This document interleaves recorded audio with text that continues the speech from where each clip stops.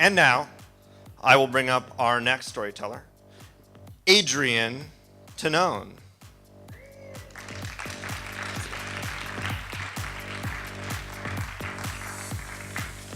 It's nice to be here. You know, I've been in this room. I'm a Detroit kid, so I really did grow up in this room. And from what I remember, it was a great time always. But shout out to Blue for still standing the test of time to be here still. I mean, it's a great thing. The story I'm about to tell is, you know, Jeannie, my wife and I's dear friend and mentor, she kind of got this out of me. This happened 13 years ago, and I don't think I've talked about it since. So, you know, I grew up in the restaurant business on the west side of Detroit on Schaefer and Finkel, and then my parents later moved out to Farmington Hills, and they bought a lot of land with, it was a former apple orchard. And they bought all this land because they wanted to farm the land. So the gardens and all that, this is in the 70s. So we went out there. I was a young kid. You know, child labor laws were not valid in my home, so they had us working at a very young age. So I went through the business, kind of despising it because my parents made me work. And in 1993, my father passed away. And he was a master gardener, chef, entrepreneur. And I was at Michigan State. And my mother was watching my father, so the business kind of lost its luster. You know, the reputation was going down. So I decided in 95 to join my mother in the business. And I set out for a mission of what we thought would be one of the, you know, greatest restaurants experience, but at the same time creating an environment that everyone can grow from. 3 years since our reputation kind of fell, we were on the, you know, on the up and up, and I remember my the phones were ringing, the garden, you know, think of this July. The garden was about to be harvested, the phones are ringing, the patios are packed, everybody's there. We get a young lady that walks in the back door, and she comes to us and she says, "I'm your new health inspector." I said, "How are you? Nice to meet you."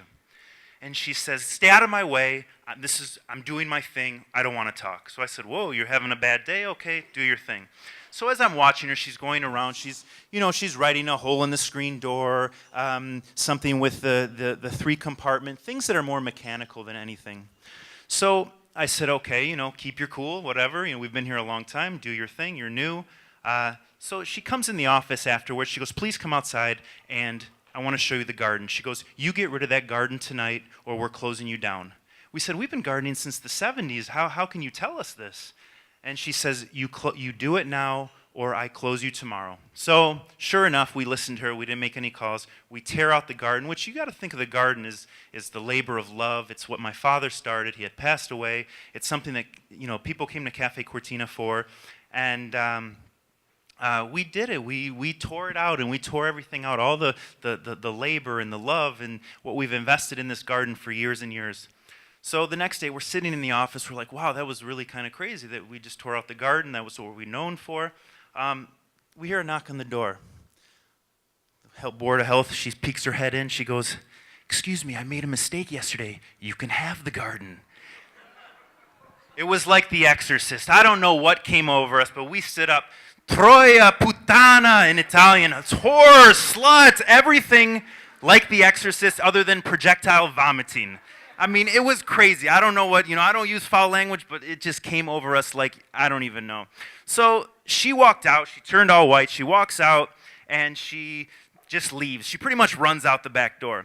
So a couple days go by, and a client comes in and says, Channel 4's outside. They're taking a picture of the sign. So I was like, oh, you know, we're used to the media coming by, this, that. So next thing you know, we're okay. We didn't think anything of it. And then we started getting phone calls. The phone started ringing off the hook. And people are canceling their parties and their events that are coming up, their weddings, everything, all of the events. We're like, what the heck is going on here? So someone says, turn on the TV. So we turn on the TV, and sure enough, you see Detroit's dirtiest dozen. So the dirtiest restaurants in Detroit.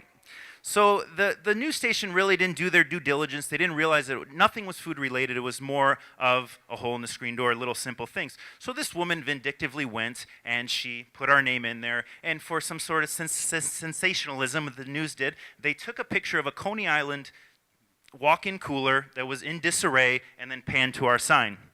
So we were devastated. Obviously, we were devastated. We didn't know what to do. You know the saying, 100 years to build it and 2 days to knock it down. This was living this story. The family was hurt, my mother and I. But what we did is we rolled up our sleeves, and we had a lot of friends in the media that said, this is not true. It's simply not true. And we went and we just worked harder. And the moral of the story is to turn a negative into a positive. Keep your composure. Keep moving forward. And 38 years later, we are still standing, never resting on laurels, but still standing. So it's an honor to be here. Thank you.